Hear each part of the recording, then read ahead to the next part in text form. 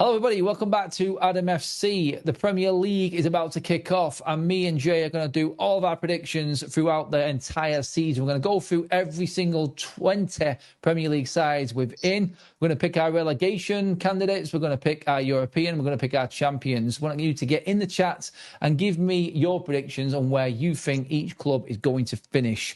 We're going to go through what business they've done in terms of the transfer window, where it matters, and where we think they're going to finish in this Premier League season.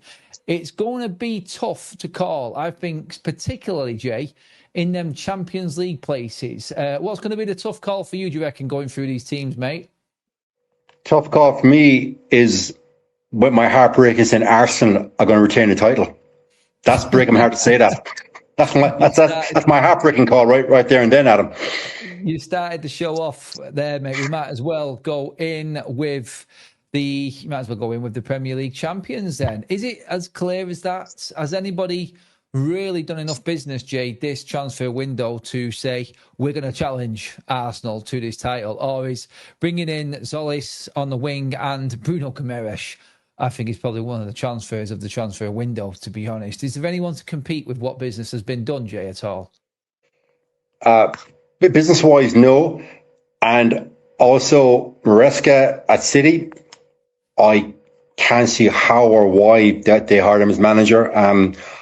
Again, we discussed that later on in the show. But yeah, right now, mate, based on last season, unless of course, the FA and PL change the ruling on corner kicks, Arsenal are going to win the title again. They've strengthened. They've added a cherry on top of the cake of a winning team, which is basically what Ferguson did back in the day. We win titles, and he would add on another cherry or two. Arsenal have done that, and for that, you got to give them credit. They've been very smart in their business. They have started to get better in that area, the transfer side of things. I'm with you, Jake. I've got to lock in Arsenal straight away because I don't think anybody's strengthened enough to compete. I mean, I don't know how City are going to fare under Maresca. That's the biggest thing. It's like Pep Guardiola's left. He's the winner. He's the man that them players believed in. And that's why I don't think Manchester City are going to be able to compete with Arsenal's squad depth side of that squad. And when you've seen in the Community Shield the other day, Arsenal were miles ahead of Manchester City preparation-wise. And City have adapted to a new setup, a new manager, and Arsenal are settled. This is, 6 years on now for Mikel Arteta. Everyone knows what they're doing. He knows what plays he's bringing in. Like you just said, Jay, the icing on top of the cake, or the cherry on top of the cake, on top of an already winning championship side, it's hard to look elsewhere. Like Arteta has had criticisms over the last couple of years, but you got to give the man credit. Last season, he finally put all the round pegs in the round holes, and now he's got cherries on top. If you look at I don't want to read too much into the Charity Shield game because at the end of the day, how many players are taking it seriously?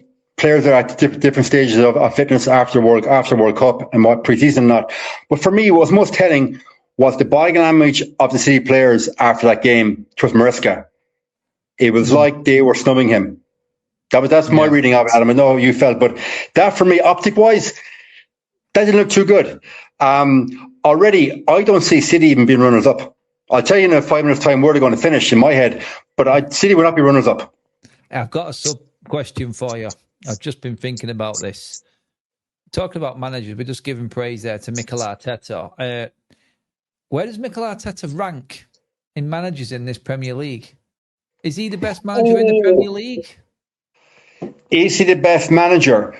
Well, if you're judging him on getting over the line last season, which for 5 years he couldn't get over the line, last season... Forget that. Who is the best manager in the Premier League right now? Who is it? It's a tough question because actually Arteta is one of the longest serving. He's one of the longest serving. He has seniority. You've lost Eddie Howe. You've lost Pep Guardiola. I think, if I'm being honest right now, Jack, this is just a little sub-question to everyone in the chat as well. Does Unai Emery compete with him for what he's won? Who is the best manager in the Premier League? If you're predicating a question on what guys have won as managers, yeah, Emery has to be there just on trophies won. Yeah. Definitely. I mean, you let me know exactly in the chat what you think, everybody, because that's a tough question, I think. Where does Mikel Arteta rank in the Premier League in terms of the managers that are there now? Bear in mind, who's actually left this summer of all the clubs that have got new managers. I mean, that takes us into the Champions League places, mate. Let's do positions 2 through to 5, because I think we'll get the coefficient again, because we always do well in Europe, in England. So let's go from 2nd to 5th in terms of them. And I just want to bring this up quickly before you go into it, Jake. Manchester United, new manager. Chelsea, new manager. Liverpool, new manager. And I'm going, City, new manager. It is a free-for-all, really, Jay. And it's really difficult to predict. Yes, transfer business can take you one way, but let's be honest, that there's a lot of work to do for new managers this season, mate. So over to you, Jay.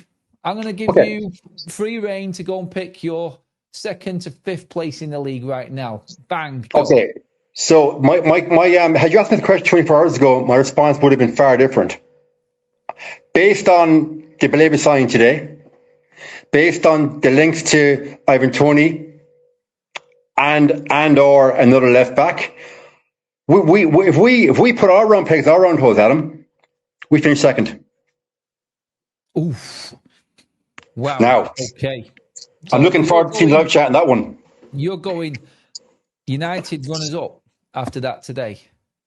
Based on today, and if we get a striker and left back, we get 2nd. If we don't get a striker, listen, Adam. If we don't get a striker and left back, we're going to be fighting for 4th and 5th. So yes, is my arse on the bench? Yeah, it is. It's always awkward doing these types of videos because the season's not started, but the window's not shut. So we'll do the assumption that the business that needs to be done is going to get done, and we'll base it off that. So United get the left back, which is said to be being done, and we get the striker, whether it be loan or a replacement for Xerxes. Okay, and United finish 2nd if we get them too. I will be very confident. Is there any particular player, Jay, that you think is going to be needed for you to be convinced? Listen, I know you're going to disagree with me, and I want you to. I want Ivan Toney because he's a maverick. He's an absolute maverick.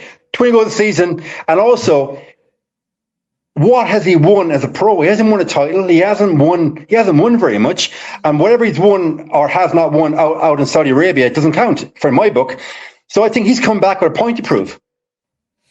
Okay. Now, I know he has detractors and there's issues personality-wise. I don't care. That dressing room needs another leader. I think Toney will come in and he'll be a leader. And also, we know with Sesko, he needs a striker to learn from. Good penalty so as well. For that, I'll take Toney. I know you want Marteta, but Tony's my man. I'm not got an issue with that, mate. Right, okay. So they're the reasonings behind. I wasn't as confident, but it depends on what City do. If City bring in Buade, they bring in Enzo, and they've got them players there. I could see them finishing 2nd. So I'm going to go. I'm with you on Arsenal. I think City will finish 2nd if they sign them players who are going off what we expect to happen in transfers. 3rd place for you, Jay. Who are you going for? For me, 3rd place is a battle between Chelsea and Liverpool. Okay. I liked Alonso as a player. He's kind of that steely attitude, and it's something that Chelsea have been lacking for many, many years. I think he's going to do very well at Chelsea. I think between Chelsea and Liverpool, if I would choose between Liverpool and Chelsea, I'm going to put my head in the line and say Chelsea 3rd. Oof, that's a big jump, isn't it? From no Champions League, no European football, straight in. Listen, we did it. What they bought? Yeah, Adam, we did it. We did it from losing Europa League final to languishing almost in the relegation zone. So we did it. And we did it. Listen, Adam, we did it in 5 months. Alonso's had a pre-season. So I'm going to go Alonso. It's a good point, actually, that there, because United did do it. Champions League football, lack of European football within a season does help the squad, and they have bought a lot, they spent a lot, and Morgan Rogers coming into that side. I mean, I tell you what, if you're looking at the ultimate upgrades, Garnacho for Morgan Rogers is probably the best upgrade for anyone this pre-season, I would say, anyway. But yeah, 3rd position for me, I would have said Manchester United again. That's where I see United finishing. Obviously, we've had that conversation about United already for the same reasons that you said, Jay. Again, United 3rd with the strengthening of the squad, the depth, and challenging with Champions League football is why I dropped United down a place from what you said, really, there. Because okay, I would take 4th right now if you offered it me, but Okay. I just want to stay in the Champions League. Fourth place for you, Jay. Fourth place, I got to give Liverpool. Do you reckon they've done enough? I think they've enough to finish fourth. What gives you the sort of like feeling that Liverpool are going to finish? Because I'll tell you why. Because Newcastle Spurs are not a threat. Newcastle are going to plummet this season. They are going to be languishing in the bottom five. Season, mate. They're going to languish. I think Newcastle potentially could be in a battle for the drop. In my book, City, like, I do believe Liverpool will get fourth. I think they're going to shock people. Liverpool can't be bad 2 seasons in a row. It's impossible. They just can't. And also, look, the midfield. I like the midfield of Wirtz and Szoboszlai. Okay. I like that midfield. I always have done. I think so. I had United in third. Fourth place, you're going Liverpool. I was going to go. I think Chelsea will finish fourth for me. I think Chelsea again. I think they'll pip Liverpool to fourth outright Champions League places. And that's where I'll start off fifth. And that's where I drop Liverpool. I think they're scraping in fifth again like they did this season. So I would say Arsenal, City, United, Chelsea, then Liverpool. That's how I see it going. Who's your fifth place, Jay? Okay, so predicated on the new manager inbounce, as in with a punch with football. Like, how many times have we seen a long-standing manager leave the club, success-laden, trophy-laden, now the 150 in charge withstanding, a new manager come in? It's never seamless. Never. So I think City would stutter and stammer this season and struggle to get fifth place. Okay. No, that's fair enough. That's fair. The drop-off of a new manager, like you said, we've seen it before. It can either go good or go completely the opposite way. So, in terms of Jay's top five, Arsenal winning the league. Second runner-up is Man United. Then it's going to be Chelsea. Then it's Liverpool. And then it's Manchester City. Correct. Okay, right. That's the Champions League covered. Let's drop it down into relegation, Jay, and then we'll cover the other positions in the league as well. The obvious, interesting one.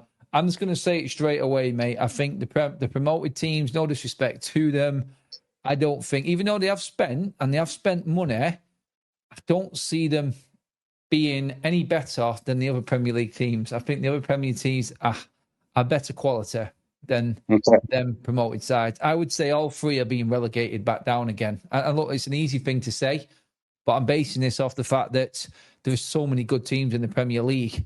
And if you're talking teams that might struggle, like Sunderland and Fulham, are they better than them teams? Just don't think they are. And that's how I look at it. I mean, Leeds are stronger. No. And you said yourself, Jay, that Newcastle might be in the relegation zone. I think they'll have enough to beat them three sides. They're just not as good as the teams around them, I don't think. So I'll go Hull, Ipswich, and Coventry go straight back down. Okay. I've gone Hull, Ipswich, Newcastle. I think Coventry would have just enough to stay up. I think Coventry would probably be in a battle with Newcastle for that final relegation spot. To broaden your point there on teams coming up, watch podcast with Paul Scholes.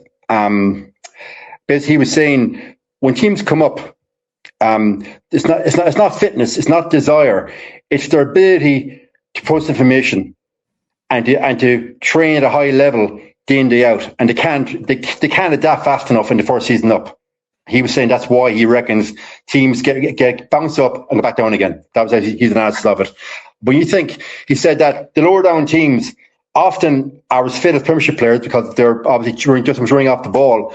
But if their ability to scan and process information isn't as at elite level, hence they just go back down again. But I think Coventry, they'll stay up. Okay, that is a hot take straight away there. I'm just writing this down now because I don't want to lose track of the teams that we've got left to pick here. But as it is at the moment, relegation, Newcastle, Hull, Ipswich for Jay. Coventry just about staying up in 17th. Champions Arsenal, United runners up, and then Chelsea, Liverpool, Manchester City. Yes. That's Jay's picks at the moment. Of course, make sure that you do get your comments in and put your predictions in as well in the chat, everybody, as well on this. Let's just pick out a few teams that we've not mentioned yet, and you tell me where you think they will finish this season, Jay. We'll start with Brentford. Obviously, great season, and what we've got to take into consideration here, I think, is the fact that they're in the European football for the first time. Are their squads going to be able to cope with 2 games a week? It's different when it's just them spoiling the fun for everybody. Where do you think Brentford are going to finish? 6th to 16th is available, mate. Okay, again, predicated on the point, first season ever playing European football, and the third Sunday conundrum, which we know ourselves, we've fallen off that old roller coaster. So this season, the fans are going to enjoy their away trips. They'll struggle a bit in the Premiership. I think they're going to finish 10th.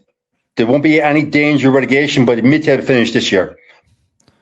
I'm going to come in, and if it's that absurd, then I'm going to come in and change what I think Jay says is the way that we're running this league. But I can actually see that happening this season because of European football.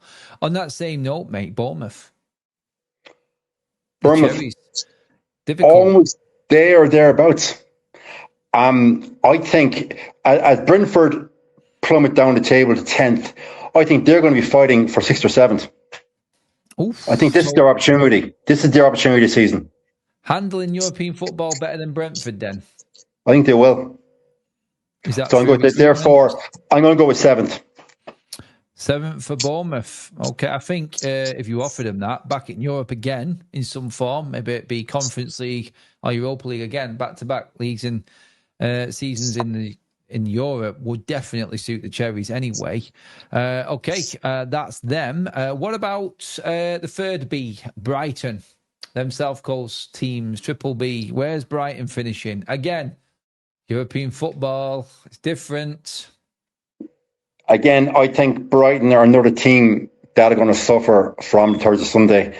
So I think they're going to end up down there beside Brentford in their 9th or 11th. Pick one. We go 9th. We go 9th. Brighton in 9th. It's not too much of a drop for these teams. You'd expect them to be in the top 10.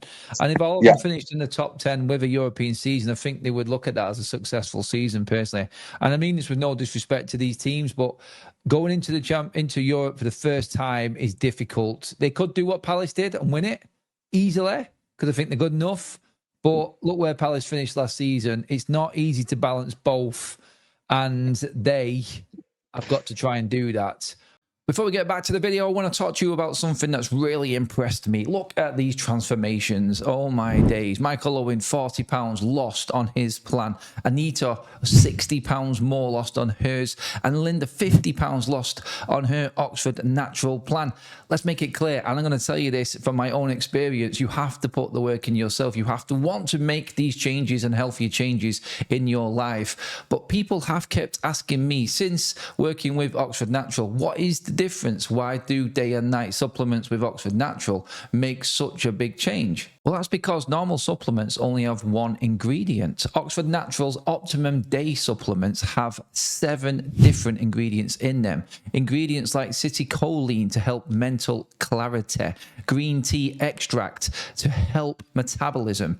And when your day is over, Optimum Night supplements kick in and give you an extra 6 ingredients like ashwagandha to help deal with everyday stress in life, lavender to give you a better sleep quality as well. Both supplements combine together to the ultimate 24-hour system to help you through your day. If you're thinking it is time to make a change, click on the link in the description of this video or scan the QR code on your screen to get 70% off your first order when using promo code AdamFC. Now let's get back to the video. Will Palace manage it for the second season? Now they know what it's all about, Jay. Let's move on to Crystal Palace because they're still holding on to players. They're still holding on to the big play. Still things to happen. Adam Wharton's still there. Mateta at the moment is still there.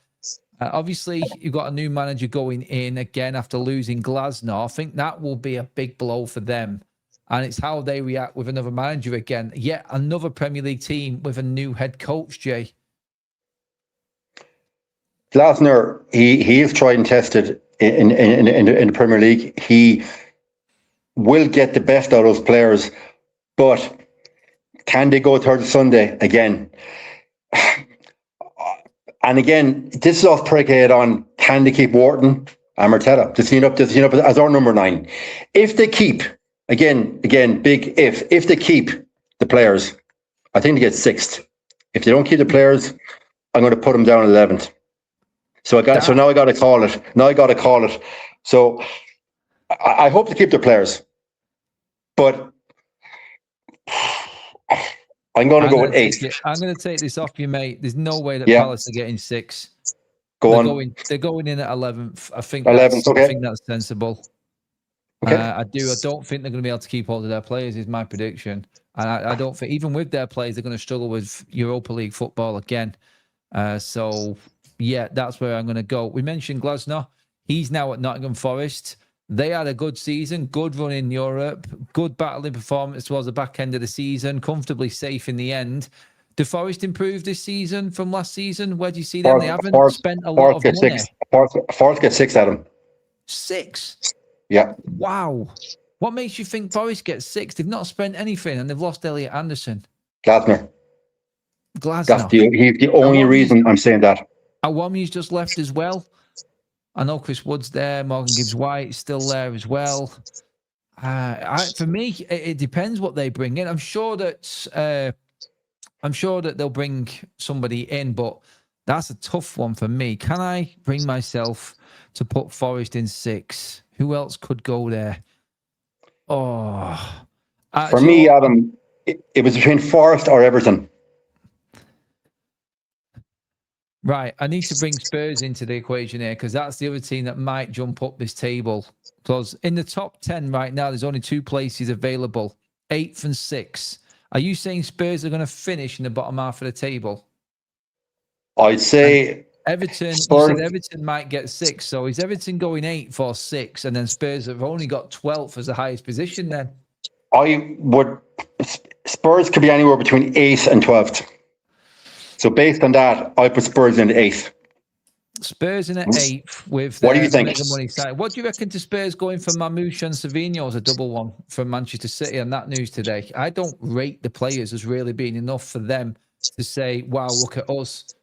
I don't think they've spent enough money. They've spent enough money, but I don't think they've spent it on high caliber players. There's prospects, and obviously the best player they bought is Tonali, but the others I'm not fully convinced are going to be what Spurs think they are. Look, obviously for Spurs, Tonali is a jewel in the crown and he'd be their talisman. But say Tonali gets injured, loses form, Spurs we were like a ship without a rudder. Therefore, I'm going to say Spurs 8th. Okay, we have a top 10. Are you ready for this? This is an update on where we're at. Arsenal, champions, United, runners-up. Chelsea, 3rd. Liverpool, 4th. Manchester City, 5th. Forest, 6th. That's the hot take of the show so far, that one, definitely. Bournemouth in 7th. Spurs, 8th. Brighton, 9th. Brentford, 10th. Crystal Palace, 11th. We now have 12th, 13th, 14th, 15th, 16th to choose from. The bottom 4, Coventry escaping relegation. Newcastle relegated in 18th. Hull 19th, Ipswich 20th, give or take, both going down. Interesting indeed. Everton, you just mentioned there, Toffees. They've recruited quite well, I think, actually. David Moyes settled in. What are we saying, Jay? Yeah, hence why I was toying with, would it be Forest or Everton finishing 6th? That was the issue. And you took it out of my hands, so I'm going with you. That's a big shout. So Everton, what? So highest position you can go is 12th. Then I have to give him 12th. Everton, I'm going to be completely wrong. I'm going to totally mess this up. Everton 12th is definitely, I think, a realistic position. I don't think you've got it wrong with that one there, Jay. You've been kind of forced into it, but I don't think you've got it wrong. Okay, let's bring in your run-of-the-mill mid-table sort of side, shall we? Let's go Sunderland. Hardly spent a bean after comparison to last summer, Jay, when they brought in nearly a whole new squad. Do you think they're going to finish? Are they in relegation? Are they in a I relegation think battle here with Newcastle? they'd be down there in the bottom 5 all year, and they'd be fighting with Coventry and Newcastle. So Sunderland are going in 16th. 16th, correct? Yeah. Okay, Leeds. Ooh. Leeds are optimistic. I've seen an actual chart and a stats on the Athletic earlier on. The most optimistic fans in the Premier League. 99% of Leeds fan base from the Athletics poll are optimistic rather than the opposite. It's crazy. 99% are actually thinking of having a good season. Are they? Well, Adam, there's a very fine line between being optimistic and being delusional. And after I met Semenya in Dublin last weekend, I can see how the lines get blurred between those two. Leeds won't go down, definitely not. They won't be fighting for European place. Therefore, I'm going to put them just for Everton, 13th place, where they should be based on their squad. Calvert-Lewin, he'll do well. He'll do well with that team. But yeah, 13th. That's the best they can hope for. That's my optimism for Leeds. We've got a couple more teams to go in this one, mate, and they are. I think you forgot about one here, mate. Go on. But some people might actually agree with you because of the players that they've lost. If I told you that Aston Villa are going to finish 14th or 15th, what would you say right now? I'd say that we absolutely completely forgot about Villa. Yeah, you did. And that's what happens when you do it randomly. It's like doing one of them social media things where you've got a guest on the spot. So I probably got clipped up here, so I got to predicate it on. I apologise to all Aston Villa fans for that. Okay, I'm going to give you a get out of jail card here, mate. Do you want to swap anyone? First of all, do you think they can make the top 5? No. Okay. 6 is Forest, 7th is Bournemouth, 8th is Spurs. Is that fair to say that's where Villa could finish? I'll take Spurs out. Spurs are going to 14th instead. Yeah. Hey, I forgot Villa, so I got to put Villa much higher than Spurs. Of course I have. That's a lot of money to get absolutely nowhere for Spurs, isn't it? As Roy Keane once said, lads, it's bloody Spurs. Ooh, right. That you're only getting one get out here, right, by the way. And you can laugh fair at point, us in the fair chat point, as well fair if point. you want. I'm sure you was just listening in and going, they've not mentioned Villa, they've not mentioned Villa, they've not mentioned Villa. I think 15th position, there's only one team left, mate, and I think it suits perfectly because they're there and thereabouts every year, and that's Fulham. Yeah. Fulham I go with that. At 15th. Okay. So, hot takes from this prediction. I think I'm going to pick them out here from Jay, and these are my picks. And you give me yours in the comment as well. Newcastle being relegated is 1. Man United finishing 2nd. It's not so much a hot take. It could easily happen if United get them players. So I'm going to leave that there. City scraping Champions League at 5th. Maresca, new squad, big players leaving. I can actually see that actually happening. Forest in 6 is a massive take, I think. Glasner, a lot of props there. Spurs having spent over 300 million in 13th is an absolute doozy. I love that one. And I so hope that that's the one that comes off, Jay. I really do hope that that's the one that works out that way. But hey, look, there are predictions. One quick one before you finish, mate. Give me a golden boot for this coming season. Who's going to score the most goals? Right. If we get so obviously the obvious pick, everyone goes boring and you go to Haaland. Boring. Okay. So I'm not gonna go Haaland. If we get Tony, I think he could do well. Now it's if I think João Pedro at Chelsea is going to kick on this season and frighten a lot of people. That is a great take. I think with Alonso, and we're talking Premier League goals here only, nothing else.